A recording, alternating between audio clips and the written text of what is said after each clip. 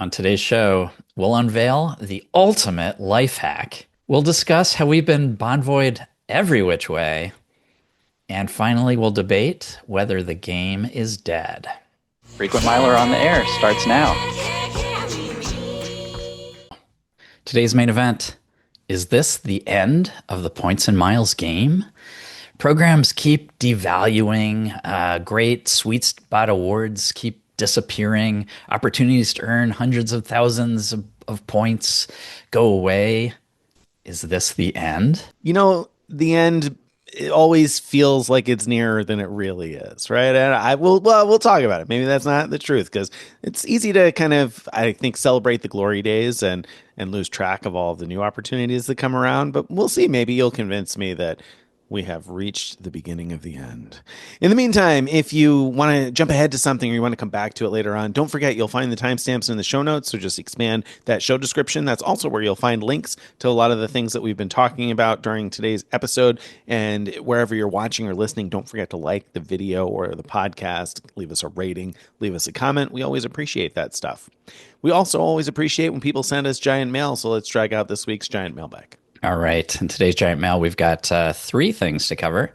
First two are in reaction to our show, Points for the Next Generation, where one of the things that we talked about during that show was how Nick and I create Gmail email addresses for the people in our life, our children, maybe spouses, that where we manage their loyalty programs. And so we use those new email addresses to manage those things. And multiple people reached out and said, hey, you don't have to create new email addresses. You can, if you're using Gmail, you can just stick a dot anywhere in the email address.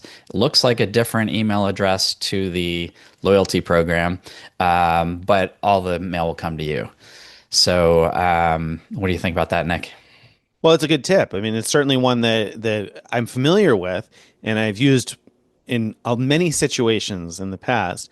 It's not one I usually use with loyalty programs. What about you? Do you use this with the loyalty programs? I mean, you presumably, I imagine you knew that this existed, right? Yeah, sure. And just like you, I use it for a lot of things, but not for this. There's a few reasons why I like to have unique email addresses for each person. One is just it's easier to keep track of. Like when email comes into g.reg instead of Greg, how do I know? Is that for my Whose is son or that? my wife or my Right. cat or whatever? Right. And then if And you're on the phone or something, you need to provide it to somebody. How are you going right, to right. remember which one you got You're to supposed provide, to right? remember, Yeah. right? Now, I guess you could get around that by being really consistent, like maybe having the dot in after the first letter means your first child, and after the second letter, or something like that. Right. Anyway, the other reason, well, I guess there's probably a lot of reasons. I use Chrome, uh, and when you actually set up new identities for each person, you can New you can profiles, Greg. New profile. Let's not talk about setting profiles. up All right. identities, okay? Slow Well, down. So somebody's going to comb that. Some AI is going to comb our show, and we're sometimes going to end up on some FBI list here, if Greg. you're doing something kind of questionable, you might need to get a new identity. Yeah. Okay. So in Chrome, when you have these new Google profiles, you can open like a unique browser instance for that person, and that way, like when I want to look at my son's Alaska account, I let the browser like save all the information. So I just like can log right in. And yeah, I could use LastPass to do that. It just cuts out a step by having a unique browser instance for each person, and it just I don't know. It just makes things easier for me the way I like to handle things. But if it's easier for you to just do one email address, I mean, that's great. That is an easier Yeah. way to get started anyway. Yeah, no, it surely is, and it's a good tip that we probably should have mentioned. It's something that I didn't even think to mention, but yeah, for all the reasons that Greg just mentioned, I don't use it for this. The other reason is I have run into a situation. So sometimes I'll use this if I'm trying to like order something, and it's like one per person, and I need to make Hmm. another person show up. And Sure. Sure. so I've done that before, but then I've also had websites that have kind of caught on to that and like merged the accounts or whatever before when they Right. reconcile things somehow. And I don't want a chance that's going to happen with a loyalty program and mess with the miles that are in there. So I want those email addresses totally separate because it's more valuable to me than if I've never done this with Kohl's, but if I wanted an additional Kohl's account and, someday they catch up with that and kill off one of my Kohl's accounts, who cares? But if that happens with the mileage account, that could be more of a pain. So I avoid it for things like this that are more important. Yeah. Yeah. It also occurred to me like someday I might just turn over Right. my son's email address to him entirely and just, Right. here, it's yours now. Instead of right now, I selectively auto forward some stuff to him. Right. Right. Right. Absolutely. That too. I've also had the same thought that I would pass those on eventually. All right. So good tip there, though, in response. So you said we had another one from the Yep. points In and miles for the reaction next to, generation. yep. Yep. So Jonathan wrote in saying, "Hi folks, this is a little bit of a jest, but you missed the ultimate life hack and getting your kids in the points and miles game. I named one of my children the same name as myself. Although it won't work for frequent flyer miles, he now gets access to all of my hotel loyalty. He has status with IHG, Bonvoy, Hilton, working on my way to lifetime platinum on Bonvoy, which he'll have for life."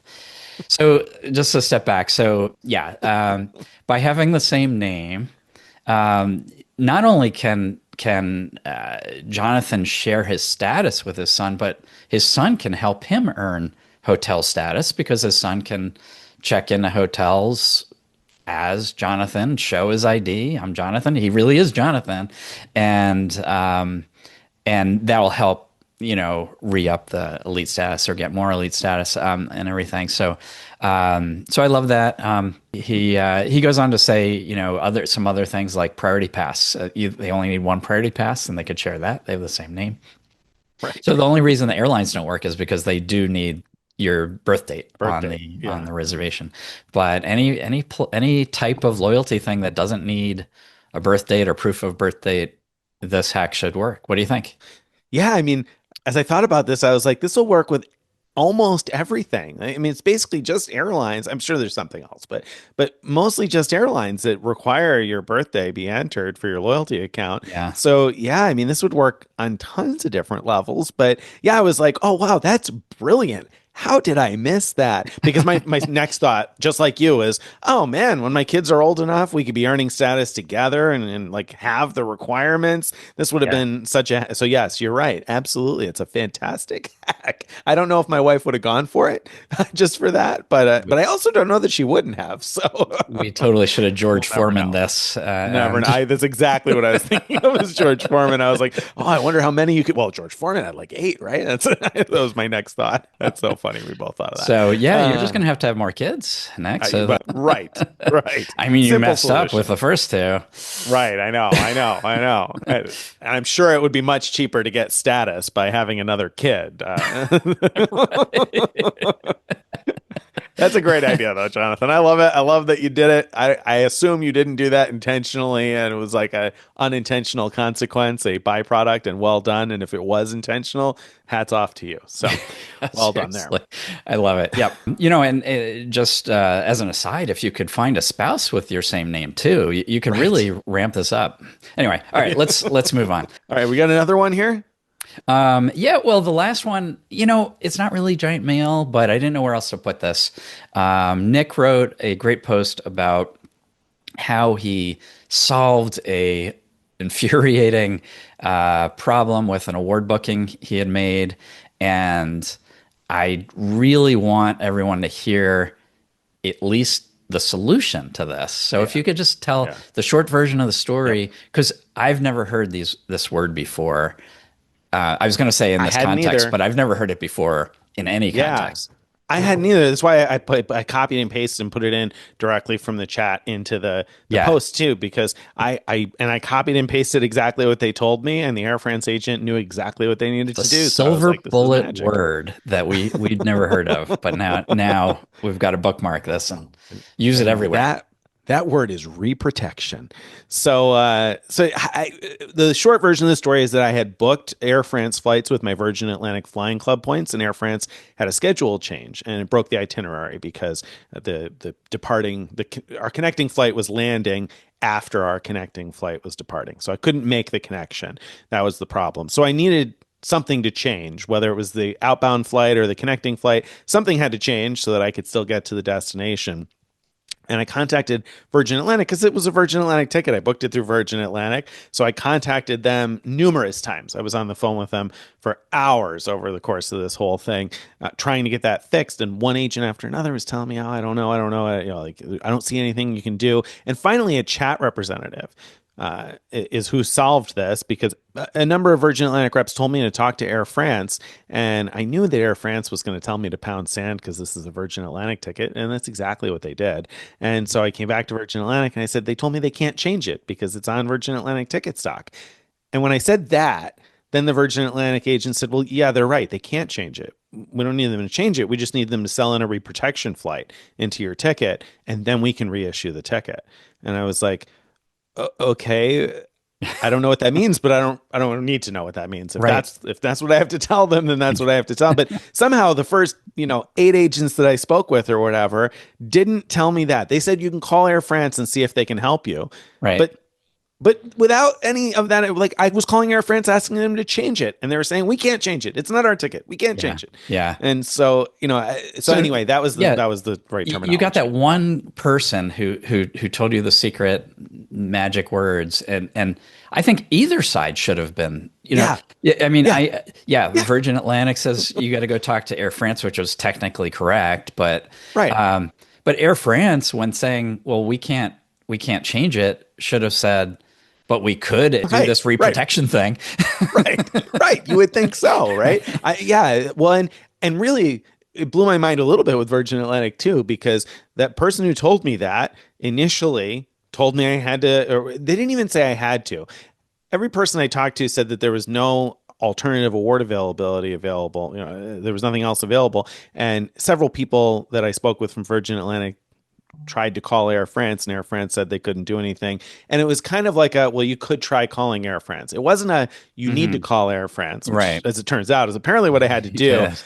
until that last person who was like, "Oh no, you need to tell them to sell in a reprotection flight so we can reissue the ticket." Like, that was it. Because then I went to Air Yeah. France and chat, pulled it up, and I explained, I got this broken connection. I need you to sell in a reprotection flight so that Virgin Atlantic can reissue the ticket. And I don't even totally understand what that means, but the agent did, because it took less than Yeah. 5 minutes. Oh That man. was, yeah. That might have gotten me out of a jam about a year ago when we had a British Airways flight booked with Cathay Miles, and British Airways did an equipment swap, and they moved us, from the nice new suites to the old, you know, 17 business class seats across the aisle kind of thing.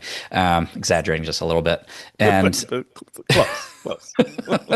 and yeah, I kept same thing as you. I would call one and they'd say you have to talk to the other, and so on, back and forth. And I didn't do it as many times as you did, which maybe was the problem. But maybe if I'd used those magic words, maybe I could have gotten somewhere.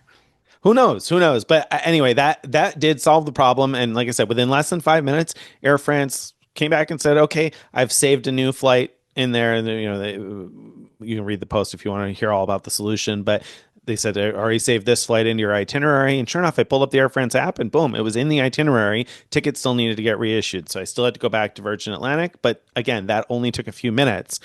So we went from like hours of frustration to a few minutes solution, is really what it came down to in the end, once I had the right terminology. And an unintended consequence, side effect that I didn't mention in the post, but is that when they rebooked it, they actually rebooked my long haul flight from New York to depart earlier, and that got booked into a different fare class. So I think that maybe I will get paid back for my hours of frustration in the form of possibly earning some miles on that. So Yeah, we'll see.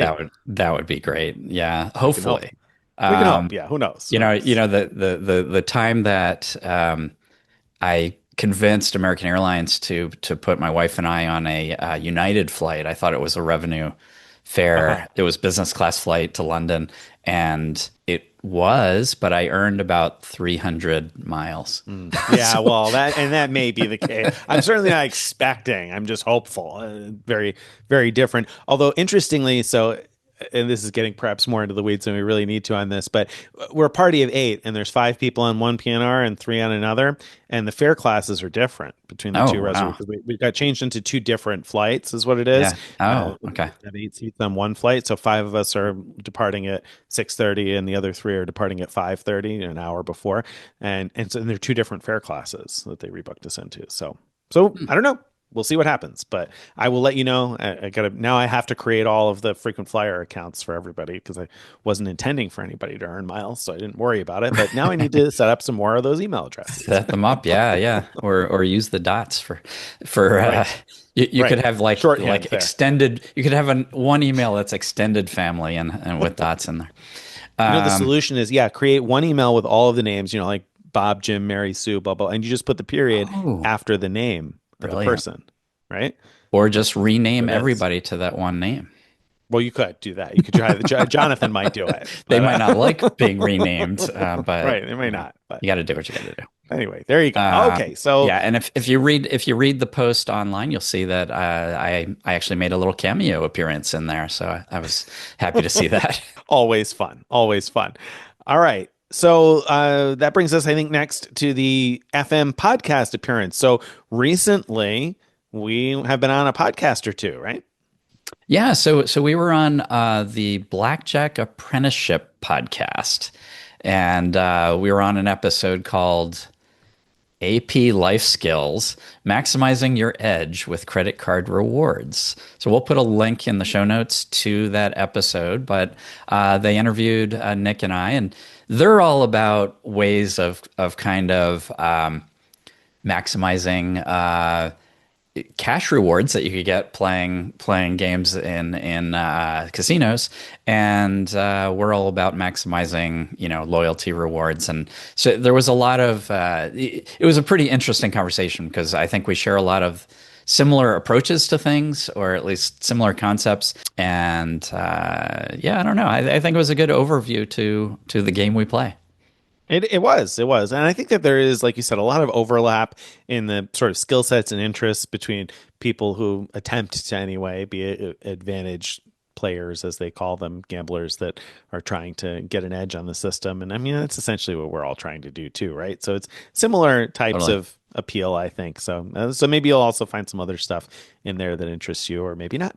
But there you go. There you have it. You can check that one out. All right. Next section is Bonvoyed. Let's talk about all the ways in which we've been Bonvoyed lately.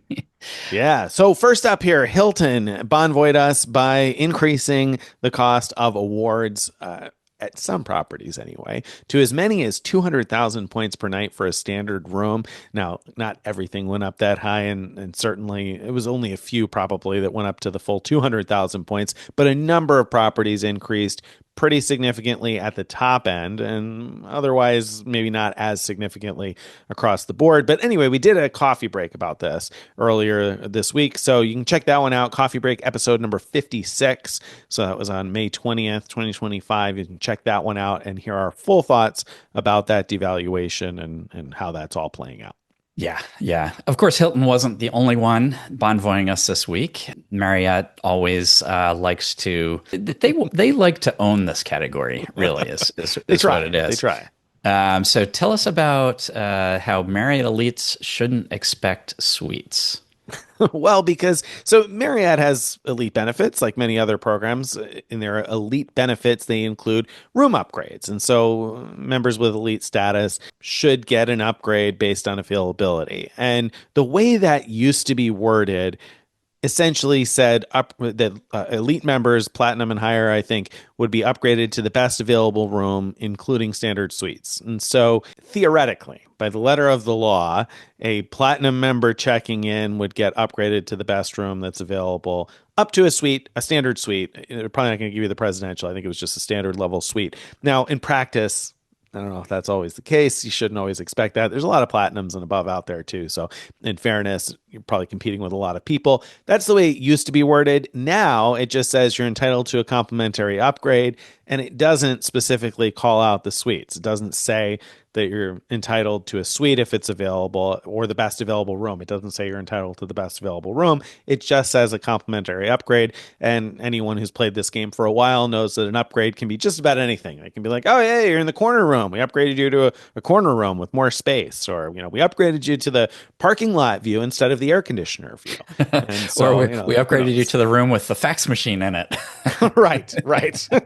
Correct. You're no longer in the broom closet. So We call it the executive room because you do executive stuff like faxing things. we upgraded you to a high floor. Yeah. Yeah. So Yeah. yeah. So don't expect a suite. But I already didn't expect a suite, so that really doesn't change much for me. 100%. So the terms have changed. The reality probably hasn't changed. The reality before was the chance of getting a suite was a free suite upgrade was very, very low. It's still very, very low. Getting upgraded to the best available room was not honored. I don't know any place that it was like, oh, well, we have a better room available, so I have to put you in it.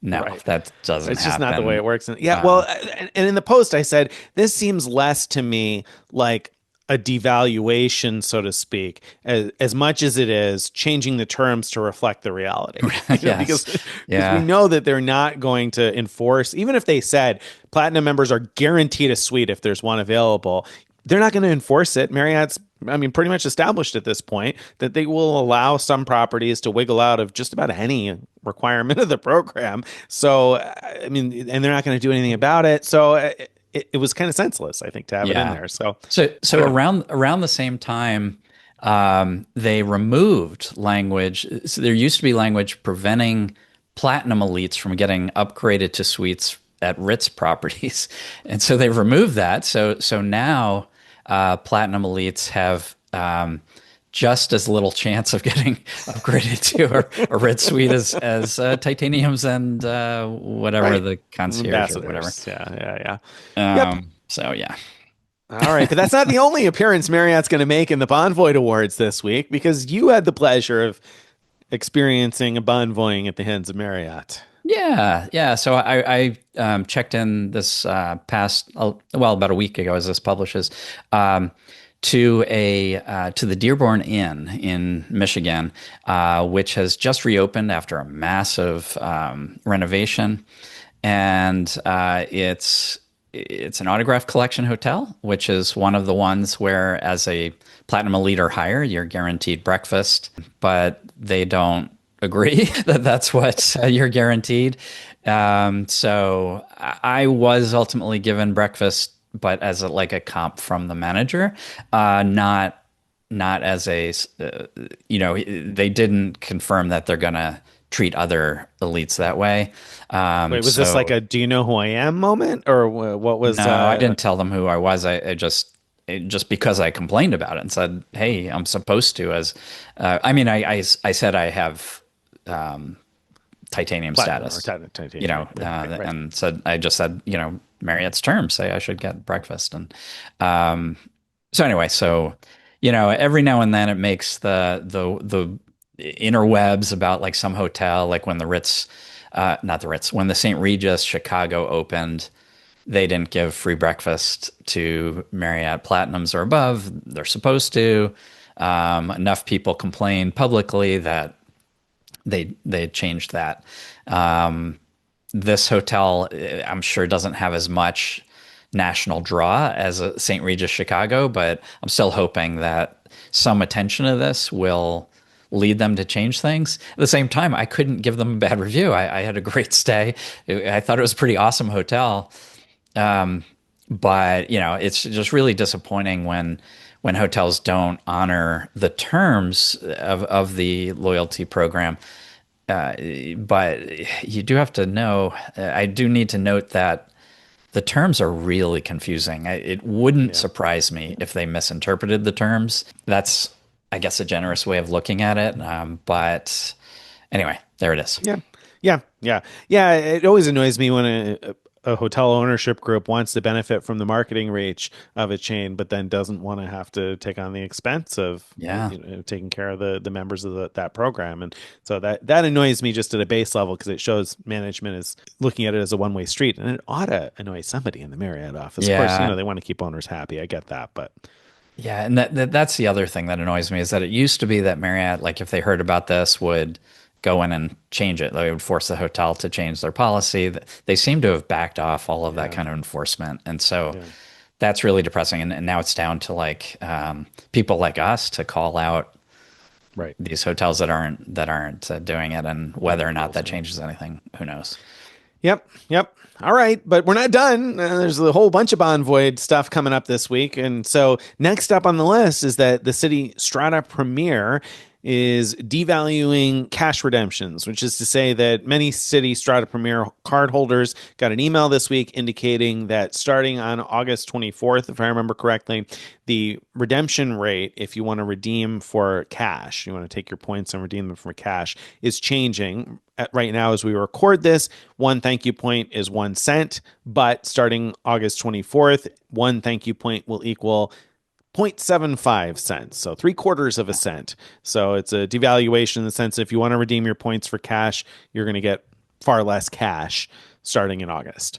Yeah, yeah. And what we've learned is that this devaluation also hits Citi Prestige cardholders. But fortunately, Dan's Deals has confirmed with Citi that there's an easy workaround to this. As long as you also have a double cash card or a custom cash card, you can pool your points together, which is something you'd want to do anyway to make your double cash or other points transferable, which is what the Strata Premier or the Prestige card would do for you. But this now works in the other direction. Having one of those cards pooled in makes all of your points cash outable at 1 cent per point. So really, if you have the Strata Premier, you ought to have the double cash as well. I mean, because that gets 2 points per dollar for all spend. So I don't see this as a huge deval, at least for people who are in the know of how to get around it. Right. Yeah, my wife has had Strata Premier for a couple of years, and we haven't had a double cash in the household. And actually, recently broke down and just applied outright for the double cash, which I know sounds like heresy because I always advise people to apply for something else and product change to the double cash. But City's gotten tougher with product changes lately, and we really wanted the double cash for a couple of specific use cases. So anyway, we went ahead and got it, and so this won't really affect us. I don't anticipate probably cashing out City points at 1 cent anyway. I'd rather transfer to their partners, and that's not changing, at least as far as we know. So as long as you can still transfer 1 to 1 some of their better partners, I probably wouldn't want to be cashing them out anyway. But at least if I do decide that I need to at some point, we've now got a double cash and we'll be okay. All right. Next up, Bilt. As the So old saying Bilt. goes, Bilt giveth and half taketh away. The old saying. All The right, old so they're saying. reducing the earnings on rent payments when you pay with a card other than the Bilt card, correct? Other than the Bilt card or the personal Alaska card. Alaska card. True. Oh yeah, this is So, getting confusing. so the Bilt card still earns 1 point per dollar with no fee for paying your rent. All other cards that you want to use to pay your rent still have a 3% fee. The Alaska card still earns 3 Alaska miles per dollar and no Bilt points when you do that, I believe. All other cards, when the announcement first came out about this capability to allow all other cards, which feels like half a minute ago when the announcement came out, but Right. like it hasn't been long that you've been able to do this at all. When the announcement first came out, you could pay with any card, and most cards you would earn, in addition to whatever your card's earning was, you would earn 1 Bilt point per dollar. The exception was American Express cards, where you'd earn 1 point per $2, so or half a point per dollar, half a Bilt point per dollar. So now they're moving all of the non-Bilt, non-Alaska consumer cards to this half a point per dollar model. Yeah, that's a bummer. I mean, it's a bummer to see that happen so quickly too, because like you said, it seems like it's been a hot minute since they launched this. So I would have expected that they had a decent idea as to what the cost was going to be and been prepared to offer this for more than a hot minute. Does seem strange. Yeah. Yeah. Yeah. Uh, but Um, but they also said, I think in the announcement that there's going to be other things coming. I mean, they kind of alluded to the fact that Alaska might not be the only one to offer some sort of an increased earning opportunity in right. the future. Right. So, hopefully a card you have, if you're interested in paying rent with your card, hopefully a card you had will have some kind of promotion like the Alaska one where you can earn 3 points per dollar. We'll see. Yeah. It'll be very interesting to see what comes of that. And you know what? If you were paying rent before through Plastique, that's still, costing you about 3%. And so this costs you 3% and you're still earning some built points on top of that. So Right. this is still a little bit better than Plastique, but it's gotten a little bit worse than it was before. Yeah, and it's not going to make sense unless you're earning some sort of better return than the fee, essentially. So Right. you're going to want to make sure that you're doing that if you're paying with some other card, that you're using a card where you're working on a welcome bonus or some sort of big spend bonus or something where you're earning better than like, you wouldn't want to pay 3% for 1 point per dollar, probably. Well, you're still earning. Yeah, I mean, The half a point from Bilt. I don't know. You very well might. The math isn't as good as before. So before, let's say you're using a 2x card, like the double cash, you were getting 2 points per dollar from your Citi card and 1 point per dollar from Bilt. So Right. you were buying transferable points for 1 cent each, which is great. Right. Now you're buying 2.5 transferable points for 3 cents each, and so you could do the Yeah. math. There you go. All right, there you have it. And finally, under the Bonvoyed Awards, well, Bonvoy makes another appearance. So Marriott has a property that is near and dear to Greg's heart, the St. Pancras Renaissance. I think it's a Renaissance, right? St. Yeah. Pancras in London has some bad news coming. Yeah. So St. Pancras has a St. Pancras is a beautiful hotel. It looks like an incredible like castle or something from the outside, and within that building is the hotel and a train station, and there's an old like nicely renovated part of the hotel that's called the Chambers Wing. And if you're staying in the Chambers Wing, you have automatic free access to the Chambers Club. Had had is the right term here, which was a great club lounge. I mean, there's not that many great club lounges in London that I'm aware of, but this was one.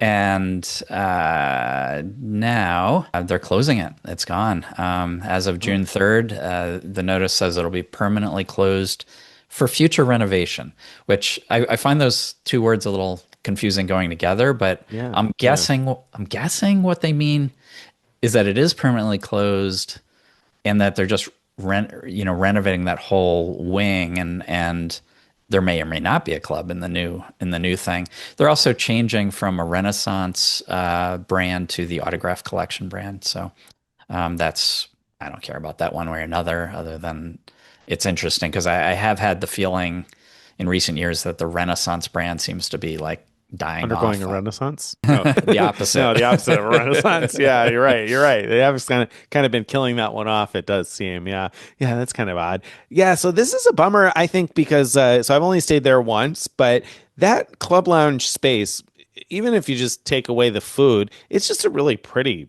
space. I mean, the furniture Yeah. was really nice. It was a cool looking club, and so it's disappointing that public access to that presumably is going to end unless they turn it into a restaurant or something, I guess. But I thought it was a great space. So yeah, that's a bummer. Yeah. Yeah. Oh well. Oh well. Oh well. Thank goodness. Yeah, I think that's one of the reasons you got to take advantage of things while you can, though, because you don't know what's going to go away. That you might not see Absolutely. again. So glad we've been able to do that. Speaking of things we can do, let's talk about awards, points, and more. If you want to go to the UK, you can get there pretty cheaply, perhaps, and maybe you can even get there before they close the Chambers Club at the St. Pancras Renaissance. You have to hurry for that. June Right. 3rd, it's June closing. 3rd. Yeah. Not a lot of Um, advance You know, notice there. it's possible. So if you do go, by the way, if you don't stay in the Chambers wing, you have to have titanium status or higher to get in. They don't let platinums in. Anyway, Mhm. let's talk about the Virgin Atlantic award sale. They are starting economy flights to the UK from the US for 4,800 points. Now that's during the sale. That's the off-peak rate, which you'll only find in September. And this so, to get in on this deal, you have to book by May 27th. The eligible routes are between London Heathrow and Boston, JFK, Washington, D.C., Miami, Seattle, and San Francisco. There's also one between Manchester and JFK. So, and you could fly in either direction for the low price. In the summer, which is peak season for these flights, from the East Coast, we're seeing flights for only 9,600 points one way, and from the West Coast, only 12,000 points one way. But in September, when it's off peak, we're seeing 4,800 points from the East Coast and 7,200 points from the West Coast.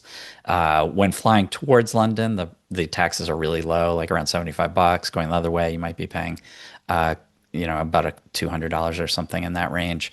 But no matter how you look at it, these are fantastic prices to go to London.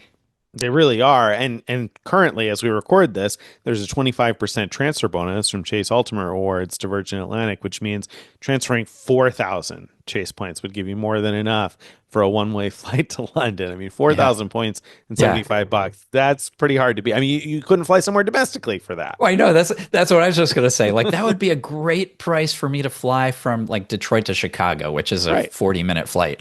Right. But I can't do that. Right. That would cost me 7,500 Virgin points. But I could fly to London for less. Now the taxes would be less on that domestic flight. That's true. That's true. But yes, that is true. Certainly, though, when you look at the distance covered here for the number of miles and the amount of cash copay, and let me be clear, I don't usually get wildly excited about economy class flights to Europe because as somebody based in the Northeast, it's often possible to get relatively cheap or relatively inexpensive economy class flights to and from Europe. And so, like from New York, for instance. So I don't get wildly excited about economy class awards, especially the ones that charge higher taxes and fees, because by the time you've accounted for the fees and the miles, then I often feel like it's not that great of a deal compared to just buying a ticket. Now, of course, that's not universally true, but this is like at that point where you say, okay, well, now it really is. I mean, 4,800 points Yeah. and $75, that's hard to beat. Even if you found a fantastic airfare sale, it would be hard to feel like you've beaten this. That's right. That's right. Great price. I do want to say, so I flew, if you're not a fan of flying economy, this does not apply to premium economy or business class. Me, Nick, and Steven all flew Virgin Atlantic economy from JFK to London during the Million Mile Madness Challenge. And I have to say, I was not a fan. I Pretty packed tight, us in wasn't like it? sardines into Like, that yeah, plane. yeah, it was pretty tight. And I've got short little legs, but my knees were, right up there, Yeah, right same. up near the pocket of the seat in front of me. And so, um, yeah, That's the but hard part. if I you mean, think but if about you how get cheap it is, then just, right. spend all your time in the Chambers Club until June 3rd and enjoy that. Just don't leave. Stay there. Stay Just there. stay Forward the mail. there. Eat as much as you can, but then unfortunately you are going to have to squeeze back into that little economy seat on the way home. It's I don't know. The those seats were really cramped. Like you said, I have short legs and I felt super cramped. But one thing I got to mention is at least out of New York, I don't know if this is true out of Boston, there is a daytime flight. And sometimes that's available for the low number of points. I've looked a few times before and found it available for the 6,000 points that it's the pre-discounted price. So, if you can get that daytime flight, the 8 a.m. flight, maybe it won't bother you so much sitting in economy class for a few hours. Be hard overnight, but it was hard overnight. But there you go. There you have it. All right. Yeah, And yeah. then, so let's see. That's all that. Air France KLM Flying Blue is in the news this week because they have cut redemption rates for Delta flights. Now, I fly Delta so rarely that I saw this and I said, oh, that's cool to know. And I kind of moved on. So you're going to have to tell me more about it. Yeah, yeah. So they share a loyalty program. Air France and Flying and KLM have their loyalty program called Flying Blue, and you could use those points to book partner airlines. Like you could use them to fly Delta. And Thrifty Traveler discovered that for flights in 2026, the cost to fly the Delta routes they looked at in economy, the cost has gone down. The number of points you need to use now. Air France KLM Flying Blue is transferable from just about all the transferable points, so they're easy to get. And let me just give you a few examples of point prices, how they're changing. If you want to fly between Atlanta and Chicago on Delta, right now in 2025, that'll set you back 8,000 Flying Blue miles. In 2026, 5,500. Maybe you want to fly from Minneapolis to Amsterdam. Right now, 28,000 points in economy. In 2026, 22,500 points. Maybe I want to fly Detroit to Honolulu. Right now, 30,000 points. Next year, it'll be 24,000. So not, they're not like 50% off, but they're decent drops. I really like the one that sticks out to me. The 5,500 points to do that flight from Atlanta to Chicago tells me that there's a new game in town for booking short haul Delta flights. Because right now, the best deal is Virgin Atlantic for 7,500 points when Delta releases award space to their partners. It sounds like with flying in 2026, you can get those flights for 5,500. So that's great.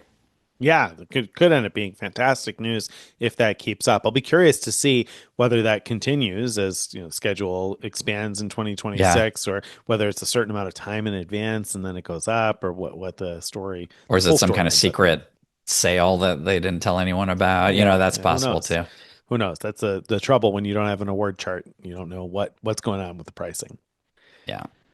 All right, next up, we got some easy money. Anybody want some easy money out there? If you do, we've got an opportunity with the ShopBack portal. Yeah, so this is a new to us portal, a shopping portal where you get cash back for clicking through to stores and buying stuff. And there's a deal going on right now where you could pretty easily get $40 back as long as you do this by May 31st. The trick is we have a link to sign up for ShopBack, which will give you a $20 bonus once you've earned $5 of cash back by shopping through the portal. And but that's not all, because we also have this thing called a quest that we have our own private link we were given, which will give you $20 at any as long as you've spent $20 at any shop through the portal, you'll get an additional $20 back. And in total, basically, by signing up for this and doing this private quest, which is just clicking a link, you'll get $40 back on $20 of shopping that you do, which right there, that's a decent deal.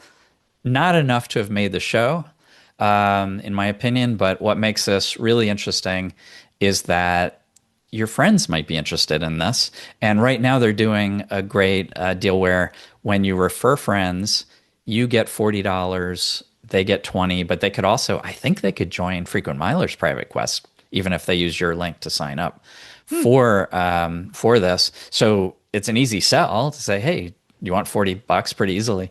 And then you'd get $40 for each of your friends that does this. Your friend just has to spend at least $5 for you to get your 40. And then your friend's money depends on them earning at least $5 cash back, just as you would have to do in the first case. Very good. And a quick point of clarification, because I think maybe you misspoke on the first part of it, because you said if you spend $20, you'd end up getting $40 back. But really, you have to Yeah, spend $20 at a retailer and you have to earn $5 cash that's back. right. So I whether you don't, realized that yeah, towards the end that I messed that up there. Yeah, yeah. You that's what have I to make thought. sure Just you've yeah, earned at least $5 cash back. which is Um, possible on $20 spend if you found someplace that's offering but 25% not a back. lock. But yeah, not a lot. Yeah, so you may have to The spend yeah, a little bit more. this portal has some interesting features. Like for example, if you use their browser extension, you could get $1 each time you shop at Amazon, and that's pretty interesting because Get a lot of dollars if in you my shop a lot at household. Amazon, Yeah, getting $5 back should be a piece of cake. right. So right there, you've got something. Also, we saw most portals that link to travel sites disallow cashback on flights because there's so little margin on flights. So, but we saw one this week as we're recording this where you could get 13% back Wow. at trip.com, I think it was, Hmm. and for flights, and so that's pretty special. So keep an eye on those kind of things. I haven't used ShopBack yet, other than signing up in order to check all this out. So hopefully there'll be a reliable cashback portal. Yeah, yeah, absolutely. Surely. Yeah, a trip getting the cash back on trip.com on flights particularly is pretty cool because that makes it really broadly applicable too. So if they do offer things like that, that'll be awesome. I've seen some targeted offers through Capital One Shopping for individual airlines. I've seen 10% back at like Etihad and Qatar and Turkish and like a handful of Right. specific airlines, but nothing as broad as on flights booked via trip.com. So that's pretty cool. Yeah. Yeah. All right. Next up, new Kimpton secret password. What's the password for Kimpton properties? All right. Valid through August 31st, 2025. When you go to check into your Kimpton hotel, tell them social sent me. Who's That's the social? secret password. And what will you get when you say that? Well, when you say that social sent you, you'll get some sort of a surprise. You never know what you're going to That's right. get when it's a Kimpton. It's going to vary by property because they're kind of unique boutique style places. But we have a couple of reports, I guess, from readers here who have told us what they got. So Scott went to the Kimpton River Place in Portland, Oregon, and they gave Scott apparently two pairs of Pendleton socks this past winter. Interesting. Yeah. Two pairs of socks. I mean, hey, the dryer eats socks like nobody's business. So Hopefully they were new socks and not like, hey, we found these in someone's room. hopefully, just been putting pairs together. They're like, I don't know what we're gonna do with these, but someday we're gonna find it. You know what? Got it, guys. Anyway, Jerry went to the Kimpton Palladian in Seattle and got $50 food and beverage credit at the hotel bar. So he spun a wheel. Some properties do that where you spin a wheel to win a prize and $50 food and beverage credit. Now that is a pretty nice little social surprise. Social sent me for that one. Yeah, that's really terrific. And also unusual. I haven't heard many Yeah. people report that big of a thing. I know Steven talked about he got a $30 food and beverage credit at one Kimpton. Still So, nice, yeah. yeah, pretty nice. So, I wouldn't necessarily go stay at a Kimpton just for that, Right. but I have a Kimpton stay coming up actually in Oh. July. So hopefully I will remember.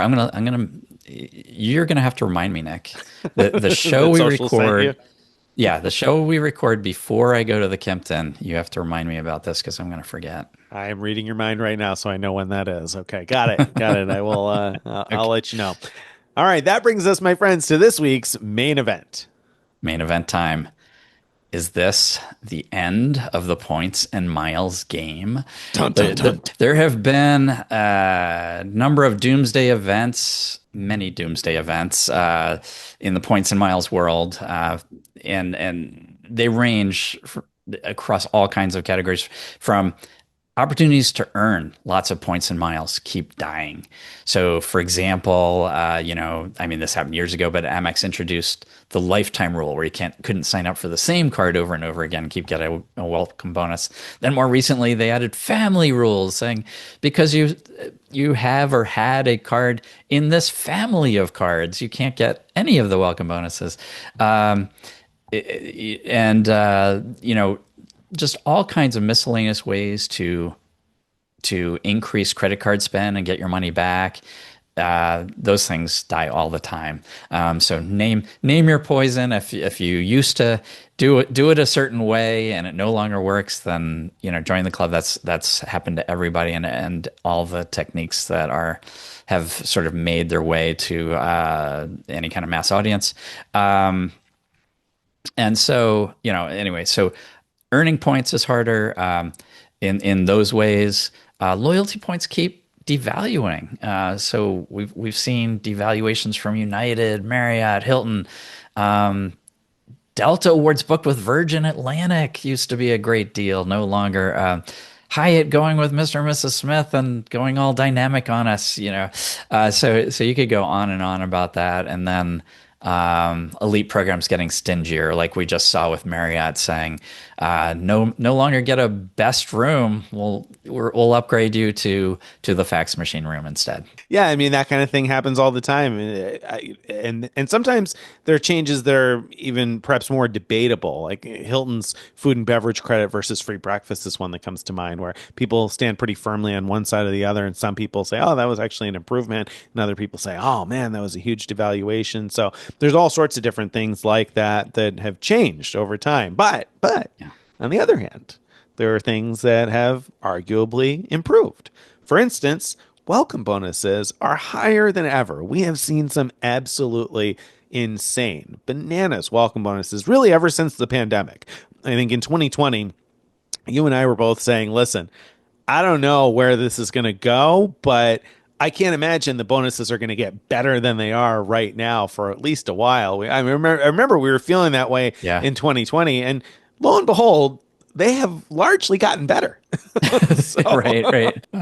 Yeah, so yeah. I mean, there's a few like yeah, that we haven't seen again, right, but yes, they either have gotten better or they set the new like norm for what a enhanced right. bonus should look like, right? Mhm. Like it was during the pandemic we first saw 5 free 50K nights from Marriott, and now that's like if you're not doing at least that, it's like it's not that interesting. Right, right. Well, and the 100,000 point offer became pretty standard, whereas airline cards, I feel like most of them for a while, the normal welcome bonus was 50,000 miles, and then maybe every now and then they'd increase to like 70,000 miles, and that would be the increased elevated offer. But now 100,000 is like pretty much table stakes. If you want to have any kind of a headline grabbing offer, it's got to be like 100,000 points at least. And then we've seen some individual cards, business gold, business platinum cards offering 250,000 points with a single new card offer. So really, those welcome bonuses have exploded. Nowadays, you can get one really good welcome bonus that's worth like the number of points you would previously earn from 3 or 4 bonuses, perhaps. So that's kind of nice. Category bonuses have gotten better than ever. Man, I have told this story before, but back when I got married, we paid our catering bill on the first Friday of the month over a couple of months, I think it was, because the Sapphire Preferred used to offer like an additional point per dollar, but only on the first Friday of the month on dining. So we were like super excited to get 3x on dining, and and we it planned and it was how to pay for specifically it. on dining, right? You couldn't get Yes. that on any other category. Yeah. No, so that was a big deal. So it was like, oh, and these Mhm. days, 3x on dining, you're like, everybody's got 3x on dining on some one card or another, right? I mean, there's tons of different cards offering Yeah. that much, and some offering 4 or 5, and lots of other categories too. Right. Right. These days, I rarely Well, ever am earning less than 2 points per dollar. well, yeah, so that's what I was going to say. So go back to the same time period. Sapphire Preferred was exciting. One of the exciting things about it was that it gave you like a 7% bonus or something on Yeah, points earned. yeah, And yeah. so on your everyday spend, you were earning 1.07%, 1.07. X, 1.07X. And that was the best you could get outside of the Starwood card, which sort of earned 1.25. But anyway, Right. the the fact that we've gone from that to saying I have to earn 2 transferable points per dollar minimum for all my spend, but I really want to earn 4x or 5x for a lot of categories, and then 3x for dining has got to be like a minimum because every Right. card does that. Right. Yeah. Or so it feels like anyway. Yeah. Yeah. So, I mean, the category bonuses in general have gotten really good and wide too. Different cards are bonusing different things. So there's a good card for like many, I'm not going to say every category, but many different categories. There is a standout card for these days. I mean, I think that it's hard to ignore that. And then along those same lines, we've got more opportunities for transferable points than ever before. It wasn't that long ago that there was no Wells Fargo transferable points program. There was no Bilt rewards at all. There was no Capital One transfers to airlines. All of those things are things that came out over the last, I don't know, 4, 5, 6 years, and or less even. I think in the case of the Wells Fargo transfers and Bilt, probably not even quite that long. So yeah, I mean those things are all relatively new in the overall scheme of things. So the points and miles game. So you got lots of opportunities to earn transferable points.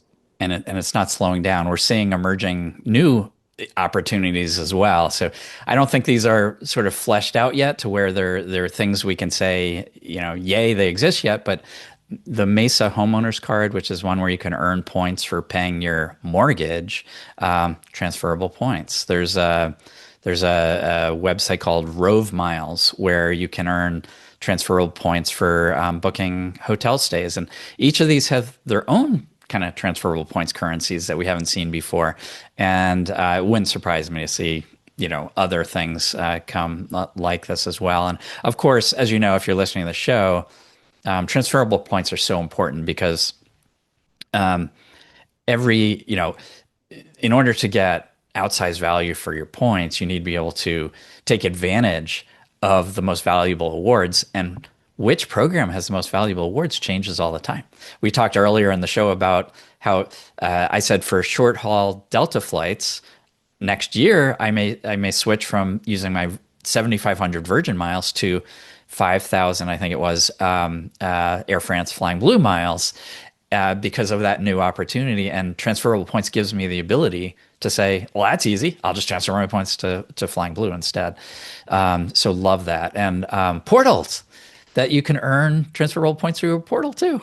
Yeah, I mean Rakuten, the Rakuten shopping portal, you can earn Amex membership rewards points. If you're earning cash back, you can change your earning preference to Amex membership rewards points and earn, those 5x, 10x, 15x, whatever it might be at the store you want to shop at in the form of membership rewards points, which, our reasonable redemption value for membership rewards points is 1.55 cents per point, but you can certainly do a lot better. I tend to look at my Amex points as being worth 2 cents or better usually. And so, earning 10 or 15 X is a really good return, and Rakuten does pretty frequently offer a number of stores in that range. So they're not always the highest, but often they're competitive and they're really good about tracking. So that's great. You can earn a bunch of transferable points on shopping. Now, I mean, Chase has had a shopping portal for a long time, but they don't tend to offer anywhere near the return that Rakuten does. So that's pretty nice.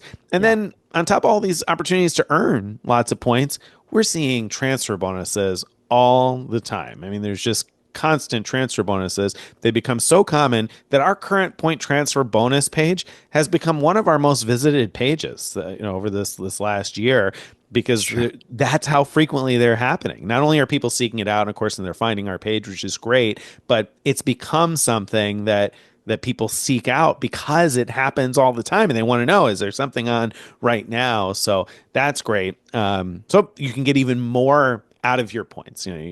Obviously you Yeah. can earn Yeah. and then leverage it Uh, for more. right. Right. And I just want to mention one more portal that I forgot to put in the notes Yeah. earlier. Capital One offers, which is the one you see when you log into your Capital One account, not Capital One shopping. Capital One Right. offers. You log into your Capital One account, you see there's offers. Those now earn Capital One miles. It used to earn like cash back, now Yeah. earns miles, which are transferable. So yet another way through shopping to earn. Sometimes you see really good rates there too. Yeah, we should plug there are people in our Facebook group that are constantly posting when they see really good ones. There have been a number over the last 6 or 8 months where it's been kind of almost a no-brainer to do whatever the deal is because you're essentially buying points really cheaply, even if you didn't care about whatever it was you were getting. So there's been Right. quite a few really good ones over these last 6 or 8 months. So if you're not in our Facebook group, it might be worth joining just to keep an eye out on that every now and then, and or just take a look at your Capital One offers every now and then and look through the whole list because sometimes there are some really good ones in there. Yeah. As an aside, you just said Andor, which I just finished watching Andor season 2 or whatever it's I don't on. even know what that is. It's a Star Wars series that Oh, okay. it leads up to, it ends right before the Rogue One movie, which ends right before Star Wars Episode 4, which was the first ever Star Wars movie. So, I am much more like attuned to the original Star Wars movies. So the newer stuff, I'm just lost on yeah, the newer that's stuff. why I put it in context for you. Thank you. I These appreciate that. precede the original. Okay. Yes, yes. I very good. Very well done. But what's Thank you cool about for it is that like they educating me there. proceed, they have direct connection to the Ah, whole Death Star adventure. okay. All Direct. right. Yeah. All right, Okay. my kids are getting into Star Wars. We're gonna have to get into that one of There these you go. days. But right now, let's get back to the topic at hand, which is okay. Got lots of transfer bonuses and new award chart sweet spots pop up all the time, and we see new things this year. Virgin Atlantic, we've seen business class awards to Europe, sometimes as low as 29,000 points one way. And, if you hear the words Virgin Atlantic business class award and you turn off because you're like, oh, I know that the taxes and fees are like 8 or 9 or $100 or $1,000 or whatever. But we've seen sometimes where they've been like $250 or so Yeah. on those 29 or $350 or whatever it is on those 29K awards, which is still a terrific deal. It really is. That's got to be one of the deals of the year right now. And I still see them. Like you don't see many of them available in the summertime, during peak flying season. But if you look out into the future, especially into January and February, there's actually quite a few of these 29K awards available. So it wasn't just like a one-time thing that they did that. Right. Hilton, how they incorporated small luxury hotels of the world. Yes, there's a negative mark right now around them increasing the prices, but it's still a super valuable use of your Hilton points, even if you do pay as much as 200,000. Or a better way of saying it, it's an incredible use of your free night certificates to book these, multi-thousand-dollar a night hotels with your free night certificate or with your Hilton points. Um, Alaska. Tell Yeah, us about Alaska. Alaska. I mean, Alaska revamped their award chart and got rid of many of the sweet spots that people used to love. So you might say, "Oh, Alaska, they've devalued and it's not the same as it once was." And if you focus on that part, you're right. I mean, there are definitely some things that changed. However, there've been some really big bright spots too because we've seen a number of awards pricing at 45,000 miles one way in business class to Europe, and in some cases on awards that theoretically should cost more than Could that, but cost more. Yeah. we've been seeing them price at 45K, and who am I to look a gift horse in the mouth? Thank you, Alaska. So we've seen that, and then even in other cases, 55K or whatever. It's still very good award pricing through Alaska mileage plan, and domestically, the short haul flights are starting at 4,500 miles one way, and there's been decent availability on a lot of American routes to Alaska. And I say on a lot of routes because, of course, it's going to vary based on time and route and whatever else. And so you might not see anything that fits. But the moral of the story is sometimes you can pay very few Alaska miles. In fact, my wife was just yesterday asking me, hey, I kind of like to do this thing and get some friends together. Do you think it would be possible to get flights for people to come and do this? And I said, well, maybe. Let me take a look. And I took a look, and sure enough, I was like, oh yeah, there's plenty of availability for 4,500 Alaska miles each way. Yeah, if we want to get some people together for this, we could probably make flights happen. And that's nice because that's something that I wouldn't have thought to do in the past. But anyway, good news there from Alaska. Air France KLM, they have reduced award prices for flying Delta, as you've said, and so that's been good. Occasionally, we've seen good deals flying on Air France, KLM, Flying Blue, but overall, that kind of fits into the bucket of devaluations in the sense that there's been very few good awards on Air France and KLM Lately, yeah. Yeah. very recently. That is true. Um, so that sort of then brings us to the part of, one of the downsides of things is like there's so many people in the game, so many people have so many points and miles that awards are impossible to find. Except balancing that out is that the tools available have gotten like really, really terrific, to where it's actually, I, to me personally, it seems easier to find good awards these days than it used to, just because the tools do the work for me. Like, so, it helps me do a lot of searches all at once. It helps me to say, well, there's nothing I like right now. Set an alert, let me know when something pops up. Those are things I wasn't able to do before very effectively. I mean, there were some tools, but they just weren't very good. Yeah, and I think that that's really the moral of the story. We just recently got a question from somebody that essentially boiled down to, do you ever worry that this is becoming too popular, that too many people are getting into miles and points? You kind of addressed this a second ago, and that all the opportunities are going to be gone. I mean, is that something you concern yourself with? Do you think we're going to reach too many people are going to know about this, and we're not going to have any more awards to book?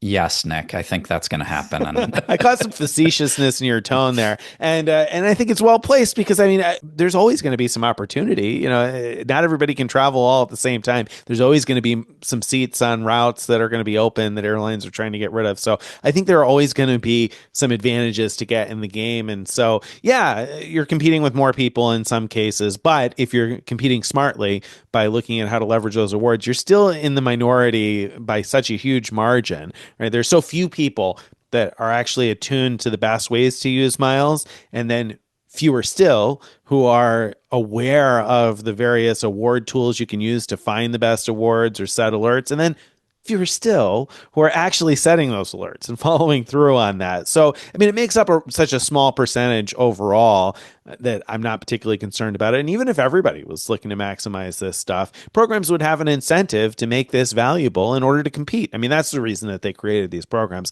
It wasn't so that the maximizers among us can get cheap business class flights. It was to compete for customers. And so they're going to continue to have to compete for customers. So I'm not particularly concerned about that. I think that yeah, we'll continue to be able to book awards, and those tools make it much easier. right, right. And a great trend we've seen lately is that there's some foreign airline programs that want to Yeah. make more money by selling their miles to the American audience, because there's Mhm. and I don't mean necessarily selling directly to the individual. I mean making their points available through transferable points currencies. They get paid. The bank, like Chase or Amex or whoever, pays them for those miles. Or other ways like that. Having credit cards in the U.S. is another way to sell their miles, basically. And in order to do that effectively, they have to make those miles attractive to the US audience, which is why I think when I look at like what happened with Flying Blue reducing the cost for Flying Delta, I think that's exactly. I think someone was looking at it saying, how can we make our miles more relevant to the US audience? We have to, make it look like a good deal to use those miles. Right. And most of the US audience is looking at domestic flights more often than not. And so that's what I think was behind that. And so that creates opportunity. That desire for these foreign programs to get in on the US market creates opportunity for all of us, including they need to make award seats available. If they want to say you can use these miles to fly our flights, well, let's see it happen. Yeah, yeah, and that's a great point, and I think a core point there that's sort of an aside, but very highly relevant is that if you are only focusing on the US based programs, then the news might not be as good because, yeah, more and more people are competing for I guess, a smaller slice there when it comes to just the US programs. But you're absolutely right that this is all the more reason to focus on those foreign programs because they are really chomping at the bit in general and overall to get a piece of that pie in terms of selling miles to the banks. I mean, it comes up often enough that I think American Airlines, it's been reported numerous times, earns more money selling miles to the banks than they do by selling airplane tickets. And so it's a huge, huge business. And so these foreign airlines have a lot of incentive to get involved in that. So I think looking to Yeah. foreign programs and learning to master those foreign programs is going to yield good results for many years still because there's a lot of market share for those programs to try to gobble up a little piece Yeah. of. Yeah. Yeah. And it's interesting that you mentioned American to me because, American is one where they have kept their partner award chart for many, many years, and we've been predicting the demise of that award chart for many, many years. Um, I think that the reason that they've kept it is that, or I hope, I guess, that the reason they've kept it is that they see the value in having loyal customers who value their miles. If Right. it's just like I Right. was saying about Air France and Virgin Atlantic wanting to sell their miles, American wants to too, and so that's a way that they can do it, and I have to assume that they did the math and said, well, these may be, smashing good deals, but, as a percentage, not that many Americans actually take advantage of these because Right. Americans are more comfortable flying, American airlines. And I don't mean American U.S. Airlines. I mean based. US based airlines. Thank you. I've run into that before. I had to That find was a a way to tough say one. it. U.S. Yeah, no, you're right. I mean, it's essentially a carrot that they can use to sell more miles to the banks and the Simply Miles Yeah. and the Advantage e-shopping and all the various opportunities out there that they can come up Right. with to give you American Airlines miles. It creates that carrot. It's like, hey, look, our miles are really valuable for these uses that we know not many of you are going to use them for, but you could. And so Right. you're right. Yeah, I Right. hope you're right about And that. yeah, well, and don't get me wrong, I'm not Yeah, predicting that this is yeah, going of to stay course. long term. Right. I'm more, going back and if you go back in time, if you say, hey, we're so naive in thinking that these things like Virgin Atlantic 29K is going to stick around, go back in time, go back 5 years and see how many people said, you're an idiot if you think that American Airlines is going to keep that partner award chart more than 10 minutes. Right. And, we were all surprised by that, and so there's always opportunity for surprise, both in things sticking around that when you don't think they will, as well as new things showing up.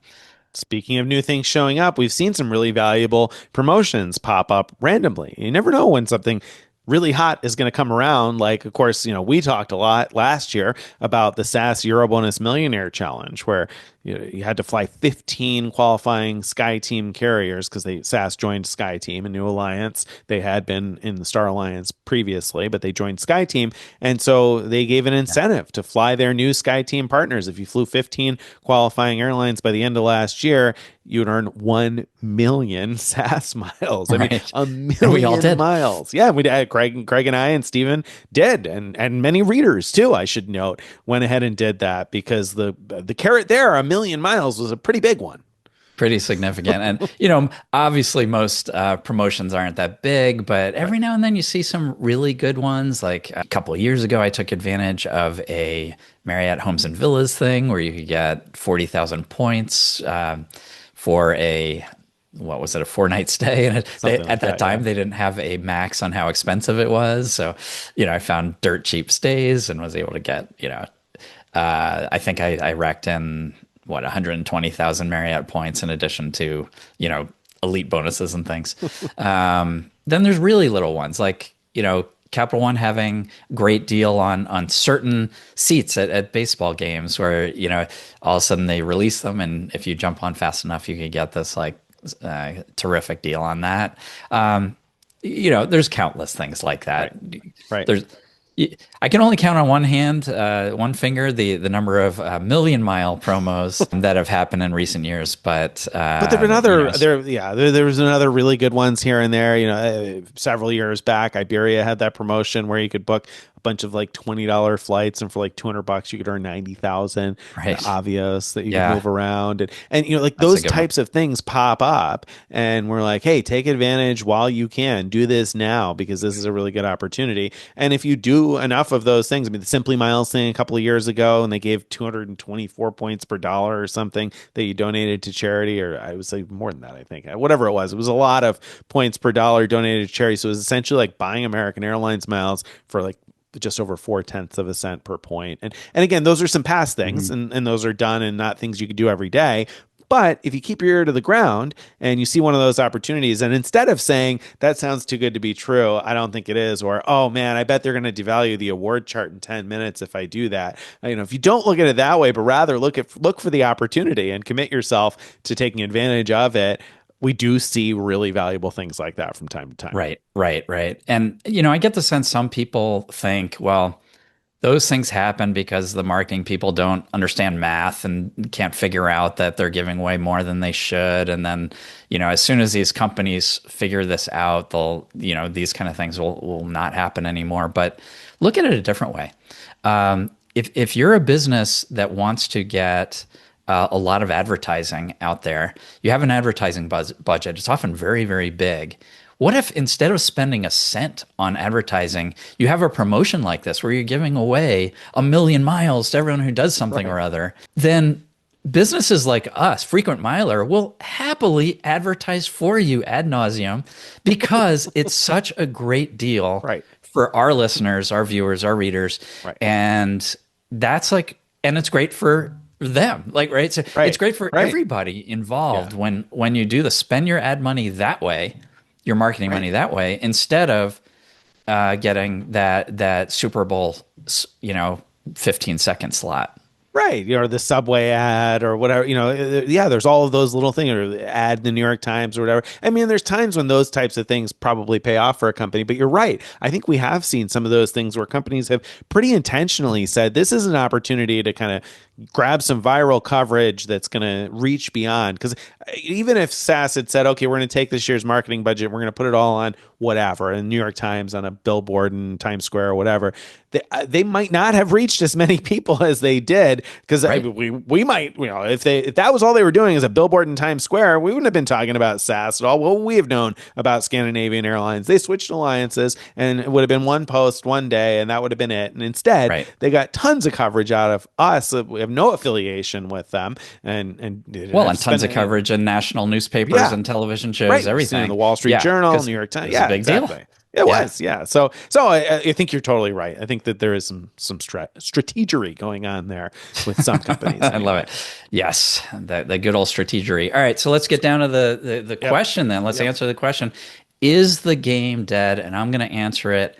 Yes, it's dead. The game that you learned 5 years ago, that you learned to play to perfection, how you bought these vanilla reload cards and use them to pay your credit card bill. You earn points that way, and then you redeemed your points for ANA round the world trips. That is dead. You're right. It's dead. It's gone. It's never coming back. Sorry. See you later. Bye bye. But no, I mean, but to your point, this reminds me so much of the movie Moneyball. Have you seen Moneyball years ago? Brad Pitt, Love right? that I movie. mean, like you're the Billy Bean here, I think, because like there's a room full of these old baseball scouts that want to do it the old way, and I totally get that because it's worked for a long time. But things change, and so I think you have to have that sort of Billy Bean perspective on it and say, okay, well, how do we get what it is we want? And what we want is to win, right? And so where can we find the ability? Where can we find the runs, right? If you've seen the movie, how do we find the runs? Who gets on base? Whatever else, right? It's the same kind of thing here. You just have to look for the opportunities. And you're totally right. The things that you want to kind of lament from the past, those are gone, and they probably aren't going to come back in exactly the same form.